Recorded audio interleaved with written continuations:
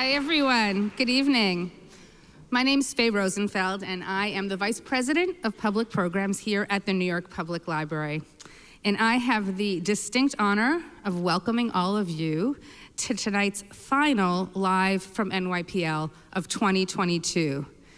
To everyone in this completely packed room and to everyone joining us online, thank you so much for being with us. Tonight, we're closing out our first full year of in-person programming since the pandemic began. And what a year it's been. Luminaries including Ta-Nehisi Coates, Timothy Snyder, Annie Proulx, Stacy Schiff, LeVar Burton, Tim Gunn twice, N.K. Jemisin, Elizabeth Alexander, Siddhartha Mukherjee, Noah Baumbach, Skip Gates, and much more graced our live stages and screens. We had staged readings, live music, literary happy hours, even a citywide dance party. And of course, we have wonderful things in store for you in 2023, including the return of our very popular Library After Hours series, which is a building-wide celebration of our collections and exhibitions, and much more. But I confess, it's gonna be hard to top what we have in store for you tonight. Because tonight we close out the year on the absolute highest of high notes with none other than Caro and Robert Gottlieb celebrating work that began in part right here at the New York Public Library more than 50 years ago. Caro and Robert Gottlieb are the dual subjects of the lovely, charming, and illuminating new documentary, Turn Every Page, The Adventures of Caro and Robert Gottlieb. The film is directed by the amazing Lizzie Gottlieb, who we're also extremely lucky to have with us tonight. And the three of them will be speaking with Knopf editor-in-chief Jordan Pavlin. Turn Every Page charts the 50-year working relationship between Caro and Bob Gottlieb, who has edited each of Caro's books since his first, The Power Broker. The Power Broker was published in 1974, and much of it was researched and written right here in this very building. In 1971, Caro became a resident in the Frederick Lewis Allen Memorial Room, a research study room located just 2 floors above us and one of the many incredible resources we are proud to offer working writers and researchers. It was established by the Ford Foundation in 1958 as a tribute to the author, critic, and editor of Harper's Magazine, and has been used since then by authors under book contract who need intensive use of the library's general research collections.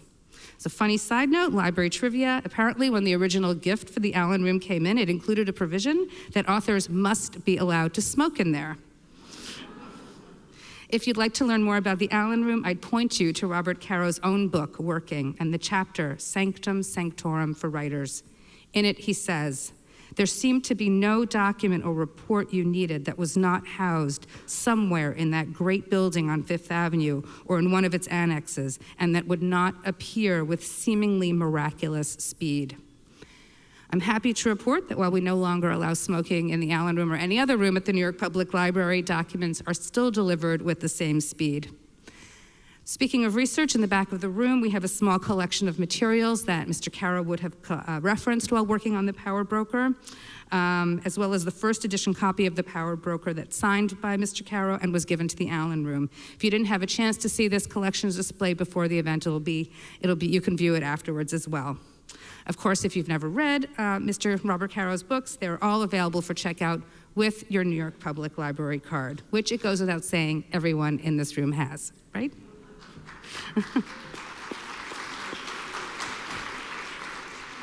At the end of the conversation, our speakers will be glad to take your questions. If you're with us in the room, you'll see that there are note cards and pencils on your seats. You can write your question at any time. Some of our wonderful event staff will come around and collect them. If you're joining us online, you can put your question right into the chat, or you can send us an email at publicprograms@nypl.org, and we'll get to as many as we can. We'd love to hear from you wherever you are. I want to take a moment to thank our esteemed NYPL trustee, Manazi Spahani Bartos, Adam Bartos, and the late Celeste Bartos for their generous ongoing support of Live from NYPL. Their support makes extraordinary conversations like the one we are about to experience possible, and for that we are deeply grateful. I also want to thank and recognize Tony Marks, the president of the New York Public Library, as well as distinguished trustees of the library who are also here with us this evening. And of course, thanks as well to all of you, our wonderful supporters and friends near and far. It is a joy to bring Live from NYPL to all of you. Turn Every Page, The Adventures of Caro and Robert Gottlieb opens in theaters here and in LA on December 30th. You are absolutely going to love it, as you'll see with this first clip, which we're going to watch before the conversation gets going. It is a few minutes long, and after that, Jordan Pavlin, Lizzie Gottlieb, Robert Gottlieb, and Robert Caro will join us on stage. Thank you, and enjoy the evening.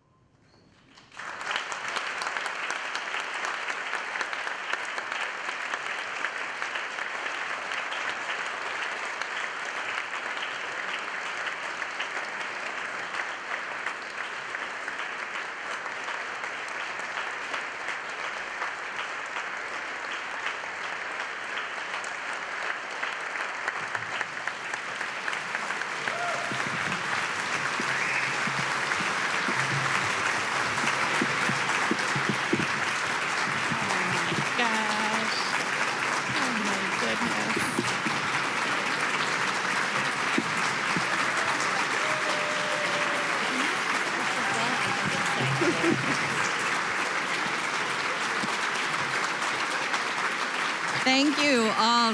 So incredible to see this response. I am very honored to be here. Of course, I have revered these two gentlemen for the entirety of my adult life. And Lizzie, as you know, I couldn't love this film more. It's a tribute not only to these two literary titans, but also a love letter to the world of books. I want to ask you, Bob, you've written that you carried for many years a key in your pocket and that it was almost like a talisman to you. And that, of course, was a key to the Allen Room in this library. So can you speak a little bit about how the Allen Room changed your life? Sure. The Allen Room is a room in the public library up on the first floor in which they used to be sort of little half carols for 12 writers at a time. When I started the Power Broker, we were really broke. We were living up in the Bronx. I didn't know any other writers, and all I knew was that the book was taking year after year. No one seemed very interested in it. And I was wondering what I was doing that was so wrong that this book was taking so long to write. One day I saw an article in New York Magazine that there was this room for writers at the public library, and all you needed was a signed contract. It didn't matter how small the contract was for, which was appealing to me because I had what I used to call the world's smallest contract. So I applied, I got to the library, and almost the first day that I was there, I waited till everyone else left, about 6 o'clock at night, and I went around to see who the people were. And because their names would be on the takeout slips of the books they had there. And there was the name Tuckman, Barbara Tuckman, a writer I idolized, and Joseph P. Lash, who wrote Eleanor and Franklin, and James Thomas Flexner, whose 4-volume biography of George Washington was really a model for me. And I had been there only a couple of days when I got into a conversation with Flexner, and he asked me this question, which I dreaded because I felt it made me look stupid. How long have you been working on your book? And I said, 5 years. And he said, oh, that's not so long. My Washington is taking 14 years. And all of a sudden, I felt like a writer. Lizzie, a question for you. These are obviously two exceptionally private men. They have devoted their entire lives to telling other people's stories. How did you convince them to participate in this film? And also, when did you know that you needed to make this film? Well, As I say in the film, I grew up, our house was always filled with writers who my father worked with, dinners and people coming to stay, and I had never actually met Bob Caro in all of that time. And some years ago, I heard Bob Caro give a speech about working with my father, in which he said very many wonderful things, and he also said that they have these towering fights. And somebody said, "What do you fight about?" And he said, "We have very different feelings about the semicolon." And it just came to me like a bolt of lightning. I thought, I have to make this movie. And I was so convinced of it that I called my father the next morning and said, as if it was a done deal, I said, I had this great idea. I'm gonna make a movie about you and Bob Caro working on the final volume of the Lyndon Johnson book. And he said, absolutely not. And I just kept asking and sort of braved his ferocious, paternal no, until finally he said to me, well, you can ask Bob Caro, but he'll say no. Here's his phone number in his office. So with a lot of trepidation, I called Bob Caro, and he was so lovely and gracious, and he said, no, thank you. But he very generously said that he had seen a film I had made and liked it, and that I could come and speak to him in his office.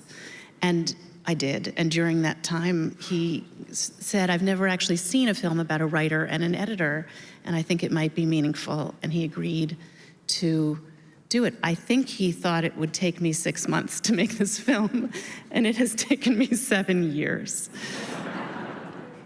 And Bob Gottlieb, why did you agree? Why did you say no, and then why did you say yes? Automatic no, because who wants to sit around being filmed? Not me. On the other hand, automatic yes, because she is my darling daughter. And I don't think I've ever said no to her. And we won't say how many years. And have the two of you been surprised by how passionately the film has been received? Whom are you asking? The two of you, both of the Bobs. Well, I'm thrilled for her. Yes. I mean, that's my interest in this movie is her, not me. And of him, of course. Does it surprise you to see? I am surprised, as a matter of fact, because I thought it would be of interest only to people inside the world of books. I think it is a great achievement of showing what goes into a book, but I thought only people in publishing who were involved in books in one way or the other would like it, but it seems to have gone beyond that. Well, I think it suggests that we're all inside the world of books. It's very inspiring to see it. Okay, can we cue the next clip, please?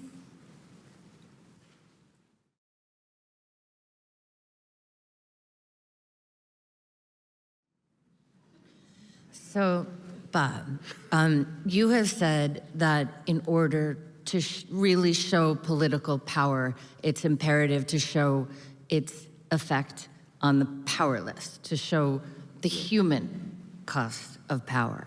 And now we've just seen this wonderful clip about Robert Moses's 627 miles of parkways and expressways in New York City and its suburbs.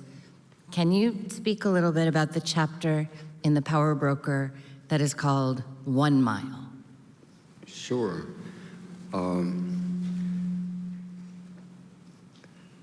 So I was trying, at that time, you know, I'd read books on urban planning and all, and they'd all have the phrase in there, the human cost of highways. Not one of them tried to show what the human cost was. But at the time, I was interviewing the people, some of the 15,000 people that Robert Moses displaced for that 1 mile. I had decided, how would I do this? I would take, he built 627 miles of road. I would take 1 mile and show the human cost of it. And I decided to take 1 mile of the Cross Bronx Expressway because it was, he just ripped it right across 1 mile of apartment houses. I think he tore down if I remember the book, this may be a wrong number, 53 apartment houses that were housing 15,000 people. And of course, a whole neighborhood of 60,000 people was destroyed in the process. And when I was interviewing these people, over and over again, I would hear the same word, which was lonely. They had had a life with friends at the synagogues. The women would sit on the streets then, in benches, and they talk. They had friends they had known. I think I wrote that they had known in kindergarten, and they had known as they were growing old. And all this was gone. So at the same time, I was interviewing Robert Moses, and I asked him one day about what he thought the human cost of that 1 mile was. And I'll never forget him saying, "Oh, they just stirred up the animals up there, that's all." So I just stayed, I just held firm. And I was thinking, no, if this book is going to tell the story of power, it's not going to just tell the story of Robert Moses. It's going to tell the story of those people that were the human cost of what Robert Moses built. You've also talked about how important it is in biography and history to establish a sense of place, which is taken for granted in fiction, but not necessarily in nonfiction, because place is emotional. Place is, it's people. It's about the formation of identity and character. So can you speak a bit about why it was so critical for you to go and spend time in the Texas Hill Country in order to write about Lyndon Johnson? Oh, well, you ask good questions, but they're not questions that I can answer too quickly. So when I started on Lyndon Johnson, I realized that I wasn't understanding the people of the Texas Hill Country. This was, at the time, the most isolated and remote area, one of the most isolated and remote areas of the United States.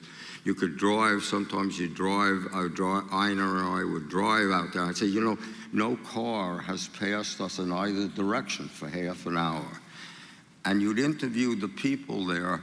Let's say you found that there were a lot of widows for some reason, of a woman who had known Lyndon Johnson in college or in his early days, political days, and the directions would be something like, you drive out of Austin 23 miles and watch for the cattle crossing, turn left at the cattle crossing, and then you would drive for a number of miles, maybe 17 or 18 miles. And at the end of those miles, there'd be a house. And that's the person you came to interview, and that was a woman who lived there, and you would realize in those 17 or 18 miles, you didn't pass another house.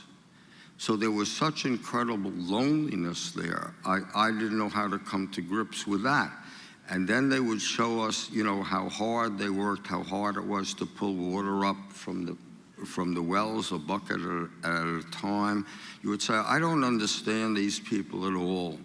And since I don't understand them, I don't understand Lyndon Johnson.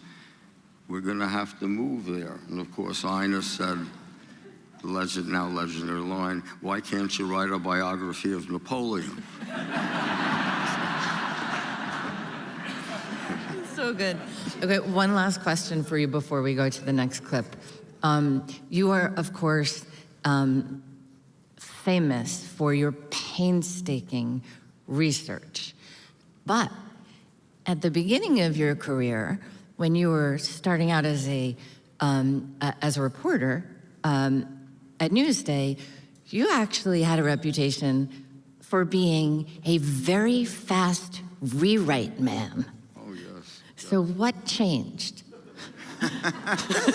Well, actually, Jordan, nothing changed. Although it seems no one will believe me since my books take 7 years, I am a very fast writer. I do a lot of drafts, but I write very fast. But what you can't do fast, and it's the reasons my books take so long, is the research. You simply, if you're in an archive and you want to, you have a mass of papers, and you remember my first editor's admonition, turn every page, don't assume a damn thing, turn every page. Then you say, well, if I'm going to turn every page, this is going to take so long. You can't rush that, and that's why my books take so long. They're worth it. Okay, can we go to the next clip, please?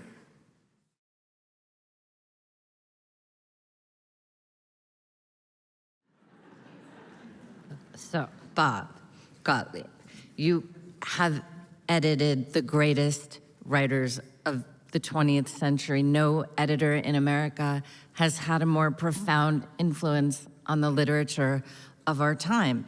And it's also completely clear to anyone who knows you that you've had an absolutely great time doing it.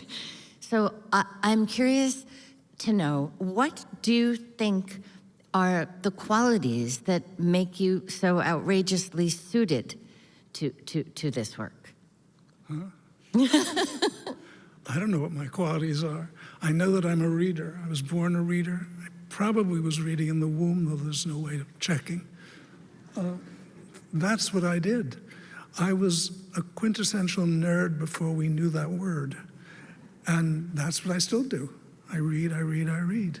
And then I order books, and then I open the packages, and I'm very excited, and then I read them. It's a good life. That's my activity. Okay, a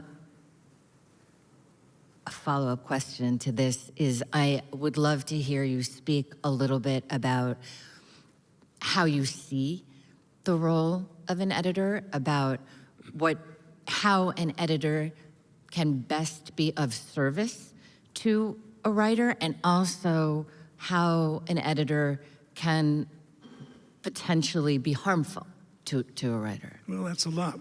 I'll try to do it in one sentence.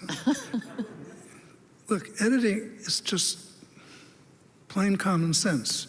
If you're a reader, you're reading along, and then something stops you. You say, what's the problem here? There's something, maybe not wrong, but there's something off. So now let's look at this and see what it may be. And then if you think you figured that out, you find, if you're clever enough, a tactful way of expressing that to the author. And sometimes it works totally well, and other times, I don't want to say there's resistance, but sometimes you just don't make sense to the writer. You haven't said it in the right way, or you haven't been convincing, or you, the editor, are just wrong. And the author had it right from the beginning. Editors go wrong when they try to make a book, or for that matter, a magazine piece, as I know from the New Yorker when I was there, when they try to make it into something that it isn't. The point of an editor is to try to make something better of what it is. And the moment the editor starts trying to change that is into something else, there's trouble, and it's the editor's fault. Because it is not the editor's book, it's the writer's book.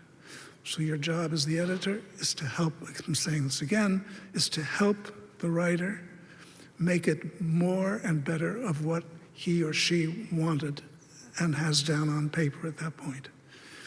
So that's just common sense, really. And it's based on, there's no rules, there's no anything. It's based on your lifetime habit of reading.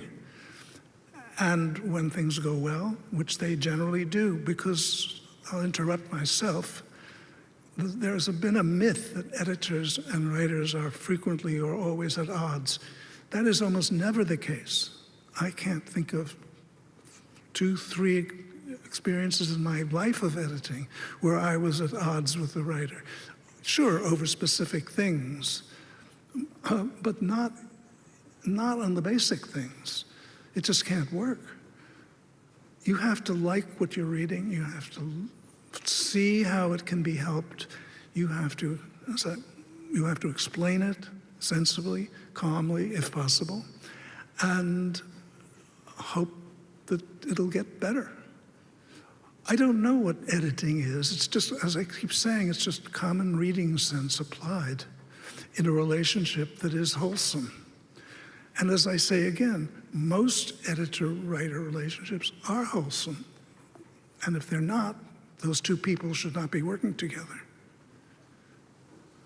Well, I agree completely, of course. And also, sometimes people ask me this question, and honestly, I have no skills. My only skill is reading. That's what we do. Also, though, the relationship between an author and an editor is intensely personal and private. And I think that is part of the magic of this film, is that somehow you were able to capture that with extraordinary intimacy. I am wondering, and this is a question for each of you, first, what is the most surprising thing that you have learned about each other in your 50 years of working together? And also, did you learn anything about each other that you didn't know watching this movie? Did I learn anything from the movie? You Yeah. I learned to turn to Bob to answer the question.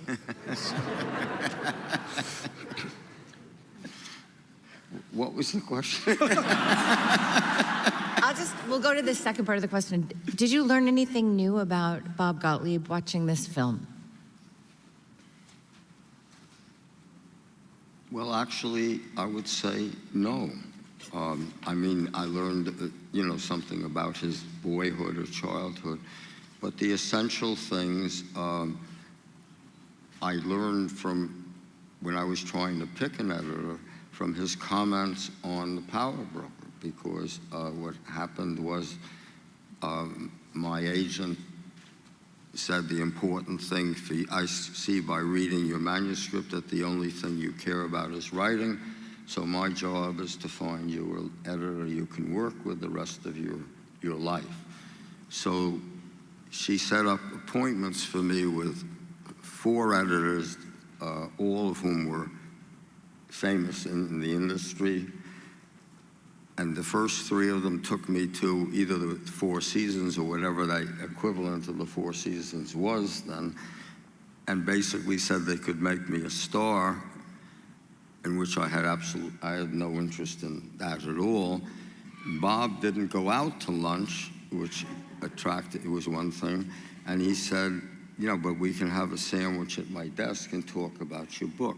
So from the very first, a lot of the things that Bob said about the book in that conversation and previous and subsequent conversations, I didn't agree with.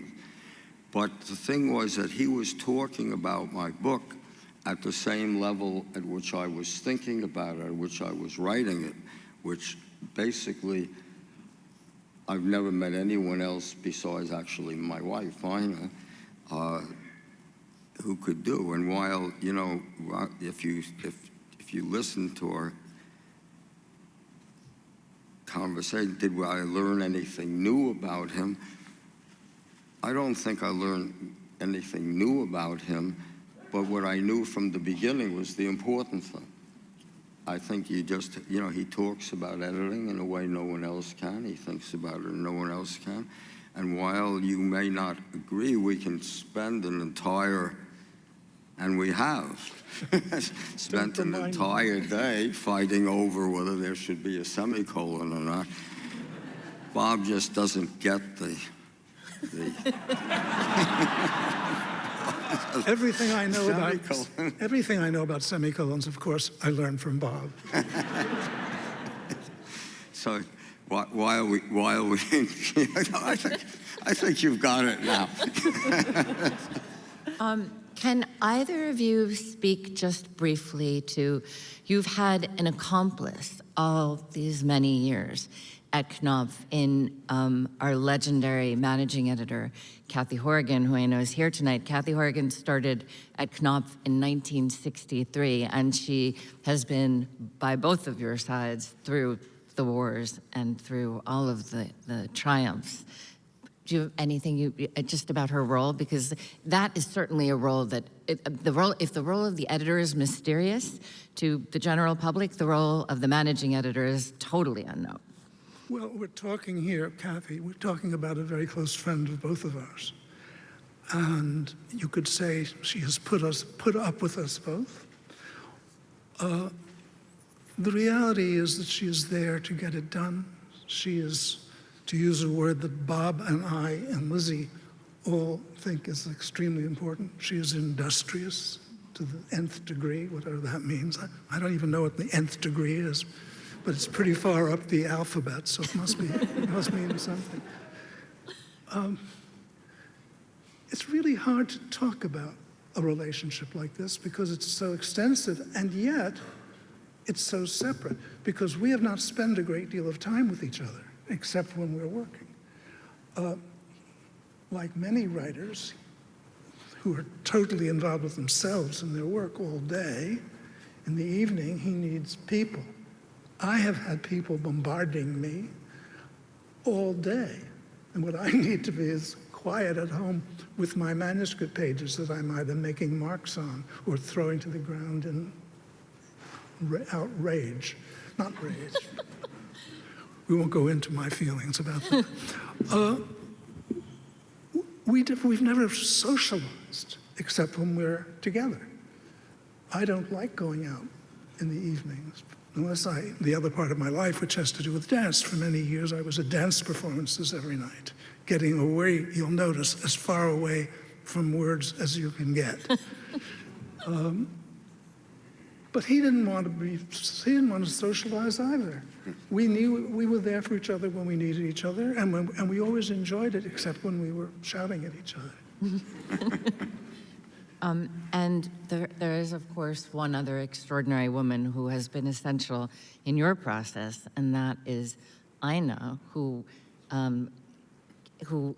we all owe an enormous debt to for making this work possible in many ways. Yes, well, you know, you don't know where to start. So we were, you know, there are things that I found out only afterwards. We were living in the Bronx, you know, we had sold our house. You know, when I quit being a reporter, so I lost didn't have a salary anymore. And as I say, my first advance was $5,000, of which they had given me $2,500. That's not us, by the way. No, that was a different Knopf. publishing. Yes. That is correct. And we moved to this apartment in the Bronx, which we truly hated. And I remember when the New Yorker, when I finished, and the New Yorker bought the Power Broker, and it was for, anyway, they had never published that much of a book before, so it was substantial, and I told Ina, and she said, now I can go back to the dry cleaners. And I didn't even know that for years she had been changing shopping centers because we couldn't pay the bills there. I still remember the rent on my apartment there was $363.70 a month. And there were many months in which I was worried that I wouldn't be able to pay that or not. So she sacrificed in that way. Second way is that she's a brilliant writer herself. She's written 2 books on France, which are really, they're now classics because the first one came out in 1994 and it's still selling, The Road from the Past. And she gave up that and turned to research. And the reason, Ina had never done research before. But what happened, I hurt my back rather badly playing basketball. For those of you in the audience who are 30 years old, do not try to play intramural basketball anymore. But there was a time went on for quite some time when I couldn't really get out of bed. And so Ina had to start doing research. And the way that worked out is I knew the Mineola courthouse, by heart from being a reporter. So Ina would drive from the Bronx to Mineola, and I'd say, go to the phone booth on the second floor. And when she was on the second floor, I'd say, now turn around, and there are the two swinging doors to the county clerk's office. Go in there and turn to your right, and about 3 aisles down, you'll find so-and-so. What we are looking for is such and such. And Ina became great at that, great at doing research. And she's been doing research and helping it. Just if I can say, so the women of the Hill Country were very hard to get to talk to. I often think I could get anybody to talk to me.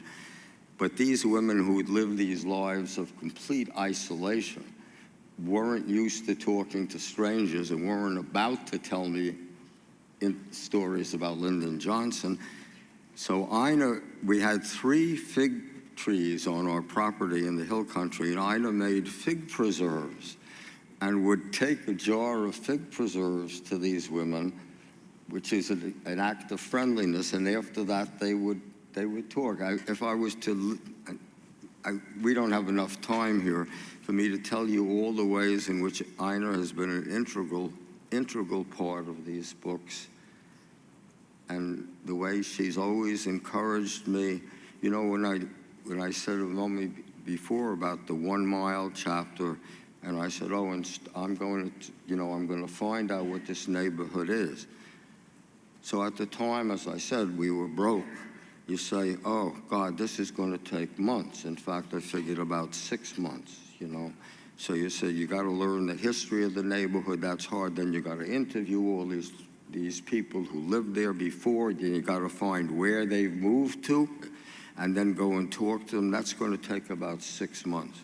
So you say that's 6 months more of living. And, I would say to Ina, this is the situation, and she would always say, go do it. So that's the person I'm married to, and she's sitting out here somewhere. Forget I said all the nice things.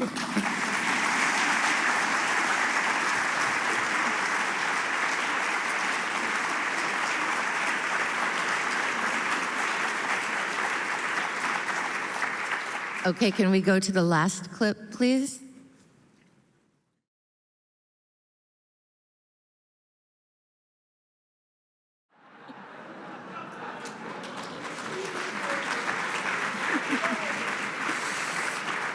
So I find that tantalizing, but not entirely satisfying. And I would just like to try to get to the bottom of the great semicolon debate. Do you think, can you just sum up, Bob, in a sentence, why you hate the semicolon and why you find it so useful? Well, that is a libel. I do not hate the semicolon. I love the semicolon, and I use semicolons, and I honor semicolons, but only when they're appropriate.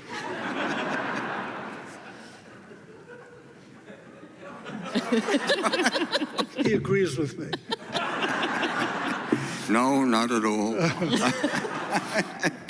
Actually, but it's a very, to tell you the truth, if you talked about that, you would talk to the heart of what's been going on between us for all these books. It's not, it's true. Bob thinks I use too many semicolons. I could say, well, it's part of the rhythm of my writing, and I think it's important the way I establish a rhythm.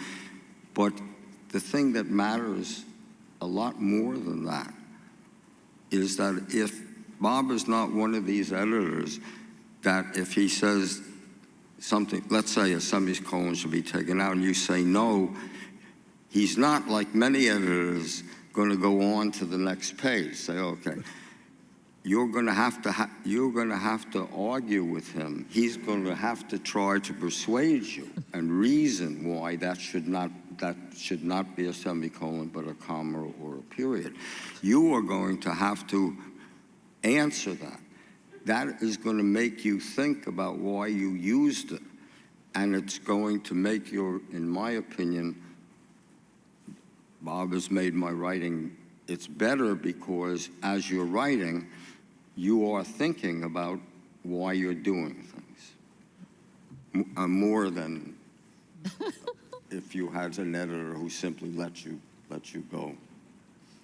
Who wants to turn the page? Who wants to? Okay, we're gonna, you all have questions, and I have your questions here. We're gonna go to the audience questions. I just have one last question, and it's for Lizzie. You two have, had some fairly epic battles about cutting in addition to the semicolon, which can be painful, which can sometimes be anguished. Lizzie, I am wondering, were there things, you worked on this film for 7 years, it's under 2 hours. Were there things that you had to cut that were especially painful to cut? And did you have a guiding question or a maxim that was clarifying and helped you to make those decisions? Those are some great questions. And as you said that, something just popped into my mind that I thought I should say that I have not, I don't think, said publicly about this film, but I did have one battle with my father in the making of this film. And it was that he thought that at the end of the title, there should be an exclamation point. And he said, it's a command, turn every page. It's an exhortation. It's an exhortation. Let's get the word right. I'm so sorry, it's the wrong word. It's an exhortation, and it is an exhortation. But I felt that for those of us who text all the time, we overuse the exclamation point, and I felt that it might seem a little hysterical. See, that never occurred to me. That never occurred to me because I don't text, and I'm not sure I know what it is to text. So I just wanted to say that. There were a lot of things we had to cut out, and it was quite painful. Do you want me to answer that question or the maxim question? Both. Are you sure? Okay. Of the things we had to cut out, and I think this might be an appropriate one to talk about here at the library, one of the things that every time I watch the film I find painful to not have in it is we did an incredible interview with Andy Hughes, who's the head of production at Knopf. And he spoke about the quality of the paper they use and how much Bob Caro cares about the paper and about the cloth binding that they use on all of Bob Caro's books. And it's very hard, as I understand it, to do now because books are not bound in that way and the paper quality is not always, allowed to be as good as it is. But he says they wanted the Johnson books to look at the end of them like a singularity of effort. And he says, out of respect for Bob Caro and for the readers who devoted so much of their time to these books, they don't want the quality to degrade just because time has marched on.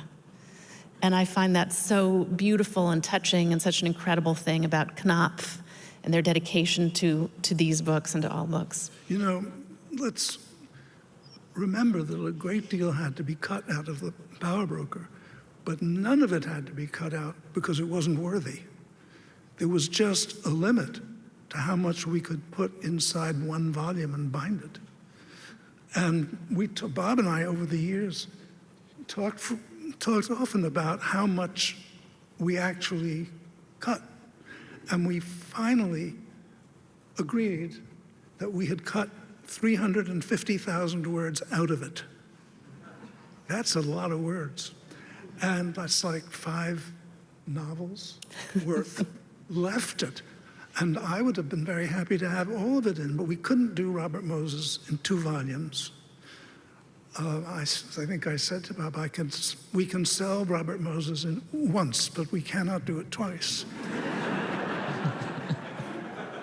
And then we did it. It was ugly, but it wasn't ugly because it was contentious. It was ugly because we had the same problem, which was we didn't want to lose this material. So, the tragic life of an editor. But there it is. You might as well know what it's like. And Lizzie, what was your maxim? Well, I made this movie with 2 extraordinary women who are here tonight, Joanne Nurnberg and Jen Small. And over the 7 years of working on this film, we had sort of some North Stars. Of course, we have Robert Caro, who turns every page. And we have my dad, whose motto is get it done, do it now, check, check, and check again. And his other motto is give the reader a break. So we would sometimes be at a crossroads and think, oh, do we really have to do this? Or should we do it? And we would turn to each other and say, what would Robert Caro do? Or what would Bob Gottlieb do? So those were sort of our North Stars, and it's hard not to then do everything when you have these guys who you were trying to capture. Pretty great. A question for Robert Caro from the audience. This is fascinating. Looking back, have you ever crossed a line but thought it was worth it? I'm sorry? Have you ever crossed a line but thought it was worth it? Crossed the line? Crossed a line, I think, Well, I'm not sure what you mean. I think this person means, have you ever taken something too far in your work? Have you ever crossed a line in how you spoke to people while you were researching and interviewing people? Have you ever dug too deep? I think. No, but you can. The line can be I'll answer it this way. The line can be a long way away, and I'll tell, one story. I mean, about Lyndon Johnson. Lyndon Johnson got to the Senate by stealing an election. He was elected by 87 votes that were basically cast a week after the election. But when I started, there was a line, and the line was in all previous biographies about Lyndon Johnson. They either said, oh, that stealing was just a normal part of Texas politics, or he didn't really steal it, or more often, and this is the line. It's not quite what you mean by a line, but it's a line. The line was, no one will ever know if that election was stolen. And I read that in book after book, and I remember thinking, I am never going to write that line. No one will ever know if the election was stolen. If, in fact, there's a way to not find out if the election was stolen. And everyone had told me that the key was this man, Louis Salas, who was the judge, the election judge in Precinct 13, which is the ballot box that was found in the desert a week after the election. Found as in quotes, as is the fact that the 202 votes in that ballot box, 200 of them for Lyndon Johnson, were cast alphabetically and in the same handwriting. But I was told that you couldn't prove this because Louis Salas had testified on the stand in a hearing that he, in fact, the votes were all legitimately cast. So I was told, I was trying to find Louis Salas, and I was told over and over again that he had died. Louis Salas, oh, he died. Louis Salas, he died. And then one woman said, Louis Salas isn't dead. What happened was Louis Salas was the enforcer for the man who controlled these border counties where the votes came from. And he was this huge, burly man. He had a very reputation as being very mean. He was known as the Indio. And he was involved in another murder investigation and had fled down to Mexico some years before and moved from town to town. So if you talk about a line, you say, finding a man who's moved from town to town in Mexico, years later, that's about as far as you can go in interviewing. But I did finally find him. He had actually moved back to Houston and was living in a trailer. So I didn't want to give him a chance to say that he wouldn't talk to me.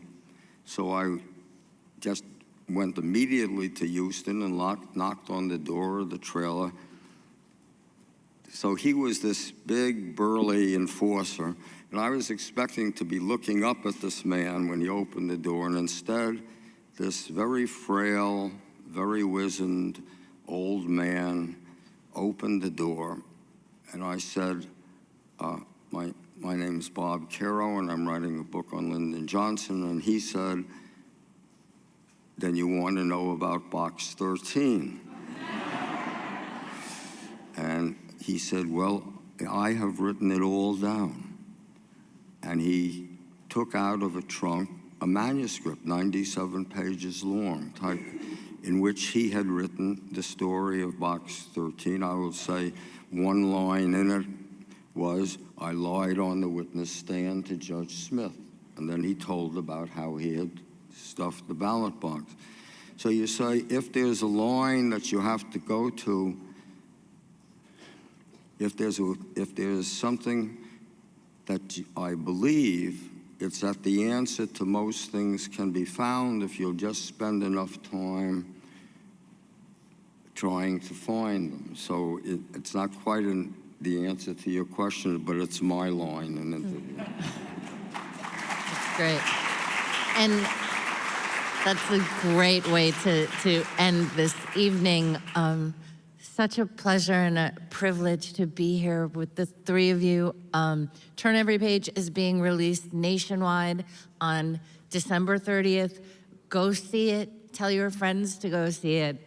It's in the service of sustaining literature and culture. It's important. It's beautiful. It's totally captivating.